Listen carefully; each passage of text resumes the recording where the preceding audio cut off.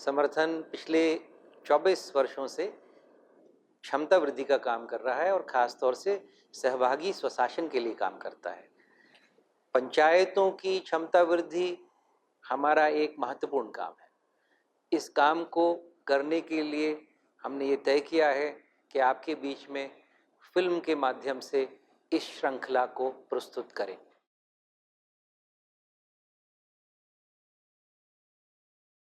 जनतंत्र में ग्राम पंचायतें एक संवैधानिक इकाई है।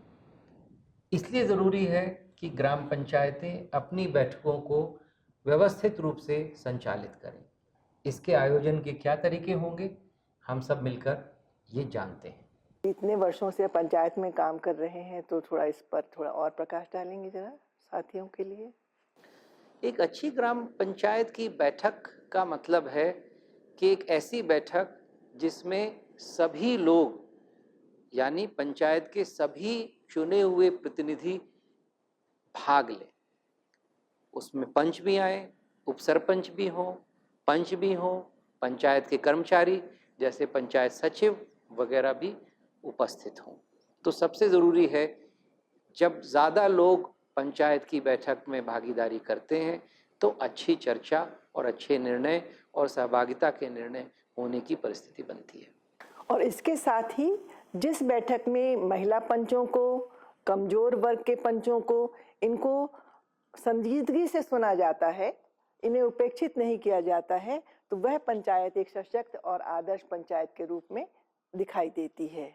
बिल्कुल ठीक कहा आपने कि इसमें ऐसा माहौल बने जहां सब लोग अपनी बातचीत और अपने विचार खुलकर प्रस्तुत करने के लिए अपने आप को महसूस करें कि वो ये सब कर सकते हैं।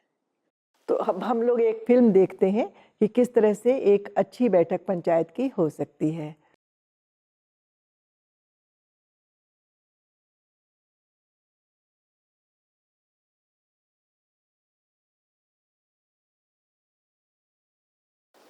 आज ग्राम पंचायत की मीटिंग रखी गई है, जिसमें आप सभी लोगों का बहुत बहुत स्वागत है। उप सरपंच साहब, आप ये देखिए कोरम पूर्ण हो गया क्या अपना? कोरम पूर्ण हो गया। देखिए, अभी हमने देखा फिल्म में कि सरपंच जी उप सरपंच से पूछते हैं कि देखिए कोरम पूरा हुआ या नहीं। अब हम इस कोरम को समझते हैं। कोरम का अर्थ ये हुआ कि जितनी पंचायत के चुने हुए प्रतिनिधि हैं उनमें से आधे लोग इस बैठक में उपस्थित होना अनिवार्य है। कोरम के बारे में जानकारी लेने के बाद में अब सचिव महोदय एजेंडा पढ़ते हैं और एजेंडा 7 दिन पहले सार्वजनिक कर दिया जाता है और एजेंडा जो बनाया जाता है सचिव द्वारा वह सभी पंचायत प्रतिनिधियों से पूछकर बनाया जाता है। सचिव महोदय, आप आज का एजेंडा पढ़कर सुनाइए सभी को। जैसा कि आज हमारी ग्राम पंचायत की मासिक बैठक का आयोजन किया गया है और हमारे अध्यक्ष महोदय की अनुमति के अनुसार हमने आज जो एजेंडा हमने हमारी मीटिंग में शामिल किया है वो आपको एक बार उससे अवगत करा दूँ। हमारे आज के एजेंडा है कि जो पूर्व की बैठक हमने की थी उसमें जो भी हमने काम लिए थे उनका प्रस्तुतिकरण कर, देन जो अपने अभी करंट में जो काम चल रहा है उन कार्यों की समीक्षा होनी है। दूसरा, जो भी हितग्राहीमूलक कार्य है मनरेगा योजना के अंतर्गत या पंचायत के अंतर्गत उनको लेना है। पानी की व्यवस्था के लिए टंकी के ऊपर भी अपने को चर्चा करनी है। देन जो जीपीडीपी जो ऑनलाइन ग्राम पंचायत के माध्यम से तैयार की गई उनको भी इसके बीच में रखना है और जो अपने डीबीआर जो आरसीसी रोडों के लिए अपने डीबीआर तैयार की थी उनको ऊपर भी चर्चा करनी है। और देन एक टैक्स का भी हमने एक रखा था कि जो सफाई के लिए और ये नल जल योजना जो ऑफिस में अपन लागू करेंगे उसमें अपने को एक टैक्स कलेक्शन रखना है, उसके ऊपर भी अपन चर्चा करें। तो हमेशा एजेंडा को समाप्त करने के पहले कि एजेंडा पूरा हो गया, लोगों की सलाह लेना आवश्यक है कि क्या वो कुछ नया जुड़वाना चाहते हैं। जो एजेंडा सचिव महोदय द्वारा पढ़कर सुनाया गया है, इस एजेंडे में ऐसी कोई चीज जो समस्या बची हो या जो इसमें जुड़वाना चाहते हैं आप लोग, कोई बताएं। हाँ छूट गए जी। हम बताएं कि यहाँ पे गांव की समस्या है कि जैसे गांव में लड़कियां बाहर स्कूल नहीं जाती, तो यहाँ पे जी। 12वीं तक स्कूल होना चाहिए। जैसे हम लोग तो अनपढ़ रह गए, पर हमारे बच्चे के भविष्य के लिए तो गांव में 12वीं तक स्कूल होने चाहिए। जी, सही बात। ये इसमें जोड़िए सचिन महोदय। और कोई ऐसा मुद्दा है आप लोगों के तरफ से? मतलब मैं ये चाह रहा था कि अपने गांव से बमुलिया जो गांव है काफी दूर है, कच्चे में कीचड़ में लोगों को बहुत परेशानी होती है। हाँ जी। तो उचित मूल्य की जो दुकान अपने यही अपने गांव में हाँ उपस्थित हो। ठीक है, ठीक है सचिन महोदय, इसको जोड़िए राशन की दुकान का। एजेंडा जब फाइनल हो जाए तब हम शुरू करते हैं एजेंडा वार चर्चा करना। तो पहला एजेंडा हर एक बैठक का होता है पिछली बैठक के निर्णयों पर चर्चा करना, उनकी समीक्षा करना कि हमने जो पिछली बार निर्णय लिए थे उसमें से कितना काम हो गया। ये लोगों को जोड़ने के लिए भी आवश्यक है, उनको प्रोत्साहित करने के लिए भी आवश्यक है कि वो बैठक में अच्छे से भाग लें, क्योंकि उन्हें महसूस होता है कि उनके द्वारा पिछले निर्णयों को पूरा किया गया है।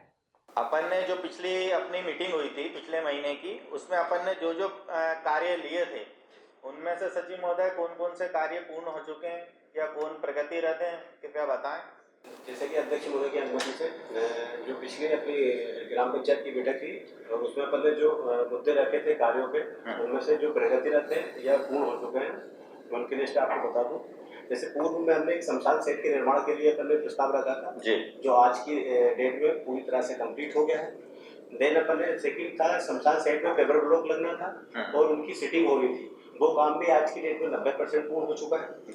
एक जन भागीदारी योजना के अंतर्गत हमने एक बाउंड्री वाल निर्माण का एक कार्य लिया था जो लगभग 100% कंप्लीट हो गया, 1 या 2 दिन में वो भी फाइनल हो जाएगा। हमारे यहाँ जो विधायक निधि के माध्यम से 5 लाख का बफर स्वीकृत हुआ था, उसमें हम 4 लाख रुपए का पे कर चुके हैं और 1 लाख रुपए की राशि अभी हमारे पास उसकी शेष है और उसका शेष काम बचा है तो वो शीघ्र उसको भी पूर्व करा लेंगे। ऐसे हमारे आंगनबाड़ी भवन जो पूर्व में हमारी आंगनबाड़ी कार्यकर्ता भी आई थी, उनकी एक समस्या है कि गाँव में उन्हें जो जगह किराए से उपलब्ध है वहाँ वो ठीक से व्यवस्था कर नहीं पा रही है, तो वो बिल्डिंग भी हम 7,80,000 रुपये की सेंशन थी जिसमें से हम लगभग 5,20,000 रुपये का काम कर चुके हैं और जैसे शेष राशि हमें शासन के माध्यम से प्राप्त हो जाएगी तो उसका शेष जो काम बचा है उसे कंप्लीट करा के हम आंगनबाड़ी में उसको सौंप देंगे। ठीक है। और पानी की टंकी के लिए जो एक सर्वे के लिए जब हमने डिस्कस किया था, उस सर्वे के लिए हमने टीम भी गठित कर दी है और वो टीम गाँव में उसका विजिट करके उसका मूल्यांकन भी कर रही है।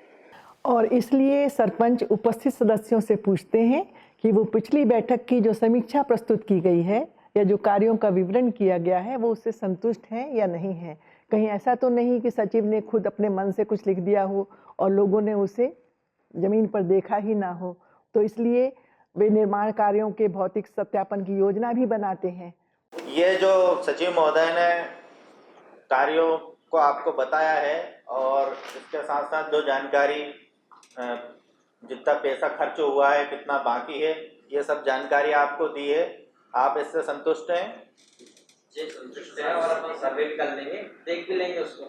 हाँ ठीक है। सर्वे कर लेंगे अपन सारे। ये जो कार्य हो रहे हैं इनको अपन अभी निर्माण समिति के सदस्यों के साथ, उप सरपंच महोदय के साथ, पंचों के साथ चल के और मैं खुद स्वयं भी चलूंगा उसमें और अपन इनकी समीक्षा करेंगे जो भी निर्माण कार्य हुए हैं ये क्या गुणवत्तापूर्ण हुए हैं, है ना, ये सब अपन चल के देख लेते हैं। ठीक है। जैसा कि अपन ने पिछली मीटिंग में लिया था कि हमारे गांव में नल जल योजना का जो अपन ने प्रस्ताव करा था ग्राम सभा में, तो उस पर अपनी कार्रवाई हो चुकी है, अपने यहाँ नल जल योजना स्वीकृत हो चुकी है। उसका अपन सर्वे भी करा रहा है, प्रत्येक गांव में कितने परिवार हैं, कितने लोगों को, किस परिवार को कितना पानी लगेगा, तो उसका एक मोटा मोटा आंकड़ा अपन निकल के आ जाएगा कि पूरे गांव में इतना पानी लगना है। ये तो अपना सर्वे हो जाएगा। दूसरा उसमें क्या है कि जितने की भी नल जल योजना स्वीकृत होती है उसका 3% अपने को शासन को जमा कराना है। तो एक तो उसके लिए अपने को फंड की व्यवस्था करना है, दूसरा आप उसके लिए कर्मचारी रखना है, बिजली का बिल है, इन सब चीज़ों के लिए, उसके रखरखाव के लिए, इन सब चीज़ों के लिए अपने को क्या करना चाहिए? मेरा मानना ये है सरपंच महोदय कि अपने को एक टीम गठित करना चाहिए, समिति, जो क्या है कि टैक्स कलेक्शन करेगी और उस टंकी की देख रेख की जिम्मेदारी भी उस समिति की रहेगी। हम कितना टैक्स रखें जिससे हमारे 3% राशि का और महीने का कर्मचारी का उसकी रख रखाव का की व्यवस्था हो सके। 1000 एक मकान से ठीक है, राशि 1000 रुपए एक परिवार से अपन लेके 3% राशि जमा कर सकता। ठीक है, क्यों भैया ठीक रहेगा 1000 रुपए? जो गरीब है जो हाँ। 500 रुपए दे सकेगा, जो कम से कम उनका ने पानी की भी कमी जैसी, ठीक है, तो वो 500 रुपए दे देंगे। अपन जो अभी 3% राशि अपने को देना है तो अपन एक काम करते हैं, इसके लिए 1000 रुपए उन परिवारों से ले लेते हैं कि जो सक्षम है और जिनको ज़्यादा भी पानी की आवश्यकता पड़ती है, और जो सक्षम नहीं है और जिनको कम पानी चाह रहा है उनसे अपन 500 रुपये ले लेते हैं, तो वो अपने लिए 3% राशि के लिए पर्याप्त रहेगा। और अपन 100 रुपये की व्यवस्था ऐसा करते हैं कि 100 रुपये प्रत्येक परिवार से ले लेते हैं, जिनसे महीने के कर्मचारी का, उसका मेंटेनेंस का और बिजली के बिल की व्यवस्था हो सके। नहीं भाई, अच्छा सरपंच साहब एक बात है, किसी ने तो 500 लीटर लिया है, उससे अपन 50 ले रहे हैं, किसी ने 5000 लीटर ले लिया, उससे 50 ले रहा है। इससे अच्छा क्यों ना एक मीटर की व्यवस्था भी शुरू कर दी जाए। देखिए, आपने जो प्रश्न रखा है कि अपन मीटर की इसमें व्यवस्था करें, तो जहाँ तक मेरी जानकारी है नल जल योजना पीएचई विभाग का कार्य है और वही करेंगे। अपन सिर्फ ग्राम पंचायत उसकी निगरानी करेगी कि काम गुणवत्तापूर्ण हो रहा है कि नहीं हो रहा है, तो उसमें मीटर की ऐसी कोई व्यवस्था नहीं है। तो इसलिए अपन उसका शुल्क कम ज़्यादा कर सकते हैं, ये कर सकते हैं। ये जो अपन ने नल जल योजना का प्रस्ताव लिया है, इसमें अपन एक काम करते हैं, जो परिवार सक्षम है उनसे 100 रुपये लेंगे और जो सक्षम नहीं है उनसे अपन 50 रुपये का रखेंगे। तो ये प्रस्ताव अपन पारित करना है, ठीक है ना? ठीक, धन्यवाद आपको। जैसा आपने देखा कि एक महत्वपूर्ण एजेंडा आज की बैठक का था कि अपनी पंचायत में नल जल योजना का प्रस्ताव अनुमोदित करना।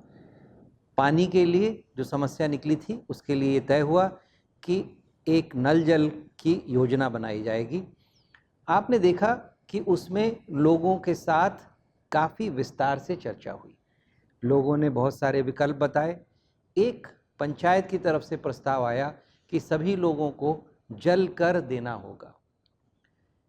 ये जो आपने इस चर्चा में ये भी देखा कि जल कर को लेकर जो बहुत सारे पंच थे जो गरीब परिवारों से हैं, महिलाओं ने ये बात उठाई कि उनके लिए इतना पैसा दे पाना मुश्किल होगा, एक जैसा पैसा सब लोग दें ये संभव नहीं है। इसलिए पंचायत ने ये निर्णय लिया कि गरीब परिवारों से कम पैसा लिया जाएगा और जो सबल परिवार हैं वो पूरा पैसा देंगे। ये समतामूलक व्यवस्था बनाना पंचायत की जिम्मेदारी है। हर एक वर्ग के हितों को ध्यान में रखना पंचायत की जिम्मेदारी है। इसलिए बैठकों के निर्णय में अलग अलग चश्मे से, अलग अलग मूल्यों से निर्णयों को लेना पंचायत की भूमिका का हिस्सा है। योगेश जी, वो जो अभी तक हुआ है उसको दोहराती हूँ कि बैठक में सबसे पहले कोरम की जानकारी ली जाती है, फिर एजेंडा पढ़कर सुनाया जाता है, तीसरे कदम के रूप में सरपंच बाकी लोगों से पूछते हैं एजेंडा में कुछ जुड़वाना है या नहीं। इसके बाद पिछली बैठक की समीक्षा या कार्यों की प्रगति देखी जाती है।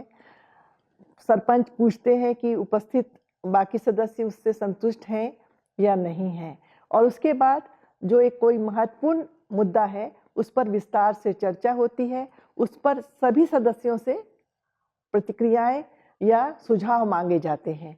इस तरह हमने देखा कि एक अच्छी पंचायत की बैठक में या पंचायत की अच्छी बैठक में आप कह सकते हैं कि कैसे क्रमबद्ध तरीके से व्यवस्थित ढंग से बढ़ा जाता है। ठीक बात कही आपने।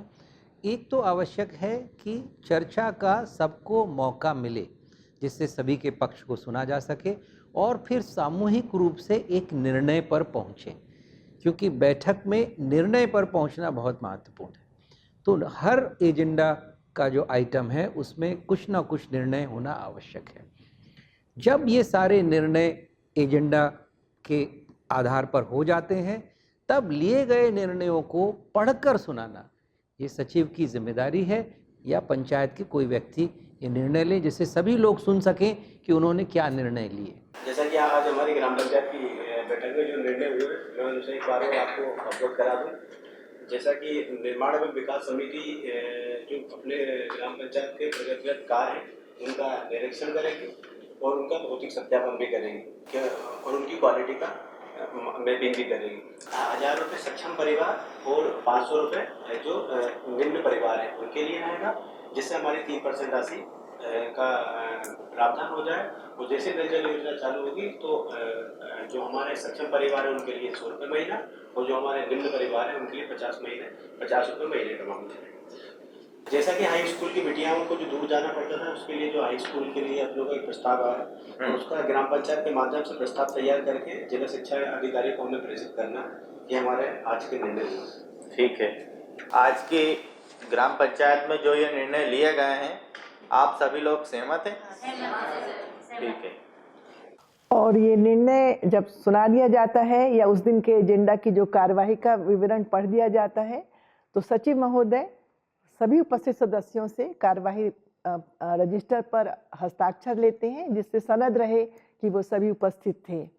और सरपंच महोदय लिए गए निर्णयों पर सबकी सहमति लेते हैं। ग्राम पंचायत की मीटिंग में पधारने के लिए सभी का धन्यवाद करता हूं और हमारे उप सरपंच साहब और सभी पंचगणों से ये निवेदन करता हूं कि आगामी बैठक हमारी 20 दिसंबर को होगी और मैं आप सभी से, उप सरपंच साहब से, पंचों से, सभी से ये निवेदन करता हूं कि गाँव में जो भी समस्या हैं वो अपने अपने वार्डों से निकाल के लाएं, ताकि हम सब पंचायत की पूरी कमेटी उस पर काम कर सके।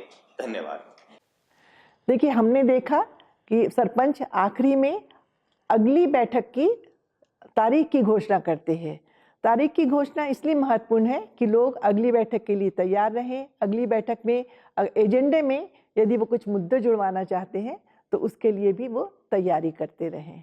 जैसा आपने कहा कि जब पंचायतें अपनी बैठकें नियमित करती हैं, समय के हिसाब से करती हैं, कोरम पूरा करके करती हैं, सभी सदस्यों को सुनती हैं, कमज़ोर वर्गों के हितों को ध्यान में रखती हैं, तो लोगों की पंचायत के प्रति विश्वास भी बढ़ता है और पंचों का बैठक में उपस्थिति के प्रति रुचि भी बढ़ती है और तभी हम सक्रिय पंचायत की व्यवस्था को चला सकते हैं, तभी वो एक सरकार के रूप से काम कर सकती है, लोगों के हितों में के अनुसार वो काम करने के लिए तैयार होती है।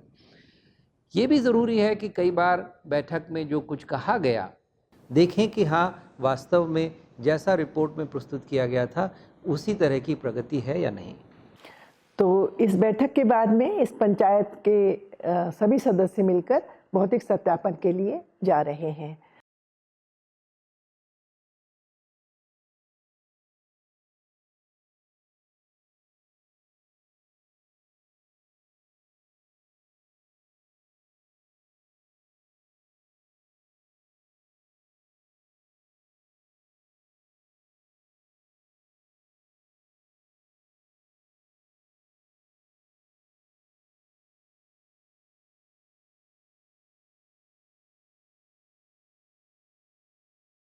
यह तो बात हो गई हम लोगों की, लेकिन हमारे लिए यह जानना बहुत ज़रूरी है कि इस पूरे प्रस्तुतिकरण के बारे में आपकी प्रतिक्रिया या आपकी समझ क्या बन रही है।